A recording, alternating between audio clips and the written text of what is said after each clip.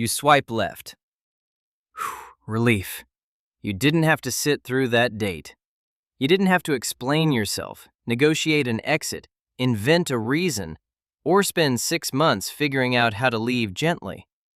You just didn't go. No paperwork, no family meeting, no consequences waiting on the other side of the decision. It cost you nothing but a thumb movement. Now take that same relief and strip it down to nothing. It's 1750. You're a farmer's daughter in rural Japan, and the man you're about to marry was chosen by your parents, his parents, and a go-between who gets paid a fee either way, whether this marriage lasts 40 years or 4 months. You've met him twice, both times with 3 other adults in the room, making sure nothing improper was said. Tomorrow, you move into his house. You will answer to his mother before you answer to him. This is not a beginning you chose. It is a beginning that was arranged around you, like furniture. The go-between who arranged all of this, a real paid position called a nakodo, doesn't disappear once the wedding is over either. That same person is often the one who gets called back in when things go wrong, because a marriage arranged as a transaction between families needed, in theory, a way to unwind that transaction if it stopped working. Whether that theory held up in practice was a different question entirely, and it's the question this video is actually about. Here's the part almost nobody tells you. Leaving was more possible than you'd think, sometimes shockingly so. And the mechanism for leaving is one of the strangest, most specific legal workarounds to survive from pre-modern history anywhere in the world. Everyone assumes the same thing about arranged marriage in feudal Japan. Once you were in, you were in. No option, no exit, no vocabulary for unhappiness. A woman who married badly just endured it. That's the story every period drama tells you. And it fits our modern image of a rigid, hierarchical, honor-bound society, where a wife's misery simply didn't register as grounds for anything. Here's the thing. That picture is backwards on 2 separate counts. First, divorce in Edo-period Japan wasn't rare, and it wasn't treated with the shame we'd assume. For most of the population, it was closer to changing employers than committing a scandal. Second, for a specific group of women stuck with a husband who refused to cooperate, there was an actual institutional escape route. One that, for a period, gave Japanese women more formal legal recourse than women in parts of contemporary Europe had. Historian Harold Fuse, in his 2004 book Divorce in Japan, found something that upends the entire assumption. Divorce rates across the Edo period were remarkably high, and in some regions, comparable to modern Japanese rates, centuries before anyone had invented the phrase starter marriage, let alone the idea that ending one shouldn't ruin you. There's a second assumption worth knocking down here too, that a divorced woman in this period was permanently damaged in the eyes of her community, the way she'd be treated in, say, Victorian England. That assumption doesn't survive contact with the actual records either. In large parts of rural Japan, a woman's marital history was closer to a resume than a scar. Evidence she'd been chosen before, not evidence something was wrong with her.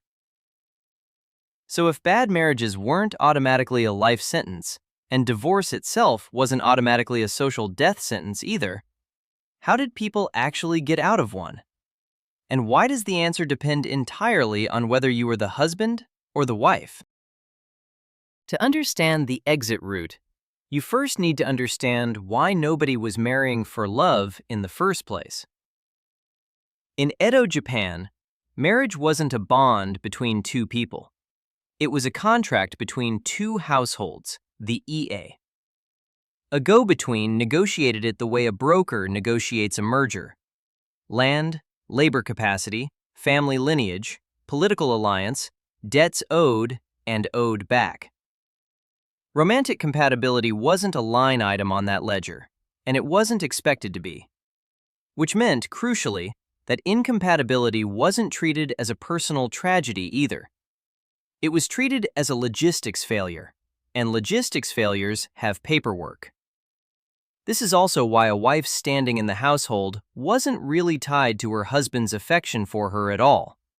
It was tied to whether she fulfilled the EE's expectations of her. Children, labor, management of the household economy, deference to her mother-in-law. A marriage could be considered successful by every household metric, while being, by any modern measure, deeply unhappy. That gap between institutional success and personal misery is exactly the gap the divorce mechanisms existed to address. Quietly, without ever needing to name unhappiness as a legitimate reason on its own. There was also a financial mechanism built into the system that made ending a marriage less catastrophic than you'd expect. Whatever a bride brought into the marriage, clothing, tools, sometimes a small cash sum, was tracked separately from the husband's household property and was generally hers to take back out again if the marriage ended. It wasn't a modern settlement with lawyers involved. It was closer to bookkeeping. Her things stayed her things, on paper, the entire time. For commoners, farmers, merchants, artisans, the overwhelming majority of the population, divorce existed as an ordinary administrative event, not a moral crisis. Demographic historian Laurel Cornell, working from Edo-period population registers called Shumon Aratamecho, found that in some farming villages, divorce and remarriage were routine enough that a woman might marry 2, even 3 separate times across her life, with no lasting social penalty attached to any single one of those endings. A divorced woman wasn't damaged goods in most of the countryside. She was, functionally, back on the market, and often married again within the year. But there was a catch, and it's a significant one. Legally, only the husband held the power to initiate that paperwork. A wife stuck with a husband who simply refused to write it had, on paper, no formal recourse at all. Except, and this is where the story gets genuinely strange, on paper wasn't the whole system. There was one more document waiting in the wings, and it belonged entirely to her. The husband's document had a name that survives in Japanese slang to this day: mikudari-han. Literally, 3 lines and a half. That's not a nickname. That was the actual expected length of the letter. 3 short lines stating the divorce was happening, plus a half line granting his now ex-wife permission to remarry. No reason required. No court appearance, no negotiation. 3.5 lines, written by one man, and a marriage that had defined a woman's entire domestic existence was legally over that same afternoon. It sounds brutal, and in one direction it was, but it also functioned as a release valve as much as a weapon. Historian Amy Stanley, in her 2020 book, Stranger in the Shogun City, follows a real woman named Tsuneno who left multiple marriages across her life using exactly this system, each time returning to her family, waiting, and remarrying. Treated by her own community less like a scandal and more like someone between jobs who'd find the next one eventually. Cornell's registry research turns up something even stranger once you zoom out to entire communities rather than individual women. In some of the farming villages she studied, divorce rates weren't just not shameful. They were high enough, generation after generation, that a first marriage failing wasn't treated as a personal misstep at all. It was closer to a weather event. Common, expected, survivable, and rarely anyone's fault in the eyes of the neighbors. A woman divorced at 19 and remarried at 20 wasn't a cautionary tale in the village gossip. She was Tuesday. But what happened if the husband simply refused to write those 3.5 lines, dug in, and kept his wife trapped on paper indefinitely? This is where it gets genuinely strange. A small number of Buddhist temples, most famously Tōkei-ji in Kamakura, operated under a specific legal privilege granted directly by the shogunate. Any woman who physically crossed onto the temple grounds and remained for a set period, originally 3 years, later reduced to 2, was granted a divorce without her husband's consent and without his signature ever appearing on any document. The temple itself issued the decree. His refusal simply stopped mattering. Historian Diana E. Wright, studying the sister institution Tōkei-ji in her 1997 research, documents women walking for days along bad rural roads, sometimes arriving barefoot, because once you were inside that gate, the law switched sides. It stopped protecting him and started protecting you. These weren't fringe, obscure institutions either. Wright's research shows Tōkei-ji processed a steady stream of cases across decades, with a formal internal process for verifying a woman's claim, housing her during the waiting period, and eventually issuing the paperwork that made the separation official.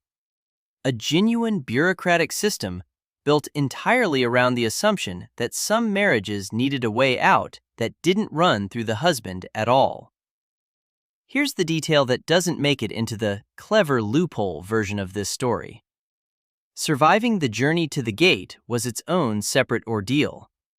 Husbands and in-laws knew exactly what crossing that boundary line meant, which meant they had every incentive to stop it from happening. Temple records describe women arriving injured, having been physically restrained or chased by family members determined to drag them home before they made it across. One account from the temple's own records describes a woman losing a sandal and part of her sleeve in the final stretch to the gate, pursued the entire way, with the outcome of her entire adult life decided by whether she reached a specific patch of ground before the people behind her caught up. The escape route was real. For some women, it was also a full sprint for their future, measured in meters. There's one more group worth a closer look before we get to the twist. Wealthy merchants, a class that grew enormously through the Edo period and didn't fit neatly into either the farmers' world or the samurais. For merchant families, marriage was even more explicitly commercial than for farmers. Dowries could involve real capital, business connections, and shop inheritance rights, which meant divorce negotiations sometimes looked less like a mikudari-han scrawled in anger and more like dissolving a small company. Some surviving merchant house divorce agreements specify exactly which household goods, debts, and even apprentices go with which party. A level of itemized detail that would look completely at home in a modern legal settlement, 4 centuries early. Here's the twist that changes everything once you widen the lens beyond farmers and merchants. For samurai households, almost none of this flexibility existed. A samurai marriage wasn't a private domestic arrangement. It was a political instrument tying 2 families' status, land, and obligations to the shogunate together. Fuese's research shows that samurai divorce required approval running up through the family and often the domain administration itself, because ending the marriage risked unraveling an alliance that had nothing to do with whether the couple got along. A farmer could walk away with 3.5 lines. A samurai often couldn't walk away at all. His exit, if it existed, was buried under layers of political consequence a peasant simply didn't carry. Before we go any further, I want to know what you think. A husband could end a marriage with 3.5 lines and no reason given, while a wife needed to physically outrun her own family to a specific gate to get the same result. Was that a fair system built around 2 genuinely different paths to the same freedom? Or formalized abandonment wearing the shape of a legal option? Drop your answer in the comments. Like and subscribe if you want more ancient Japan stories nobody else is telling. It's free. So, how did people actually handle a bad marriage in ancient Japan? The honest answer sits between the 2 extremes we usually imagine. For most commoners, Divorce was ordinary, unremarkable, and administratively simple, as long as you were the one legally allowed to end it, and remarriage afterward carried little of the stigma we'd assume. For the people who weren't holding that legal power, an escape route existed, and it worked. And it was also physically dangerous to use, requiring you to outrun the very people who were supposed to love you. And for one entire class of people, the samurai, the group our culture treats as having the most freedom and authority of anyone in that society, almost none of this applied at all. Status bought you land, deference, and a sword. It did not buy you an exit from a marriage that wasn't working. It's a strange inversion once you sit with it. The class with the least social power on paper, the farmer's daughter, had, in practice, one of the more workable exit routes in the entire society, as long as she was willing to run for it. The class with the most social power on paper had almost none. Status and freedom, it turns out, weren't the same purchase. The next time you end something, a relationship, a lease, a job, without a dramatic reason, without a villain, just because it wasn't working, you're doing something that would have been completely legible to a farmer's daughter in 1750. She might not have had your options, but she'd have understood immediately why you didn't need one. So, next time you swipe left and feel that small flood of relief, remember there's a version of that same relief with a temple gate at the end of it instead of a phone screen, and a farmer's daughter who had to run for hers. And if you think a farmer's daughter needed a gate to escape a life she didn't choose, wait until you find out what happened when a samurai, a man with a sword, status, and supposedly every advantage, wanted out of his life just as badly, and discovered his own code had never built him an exit at all. You didn't need a reason. She needed a gate. He didn't even get one.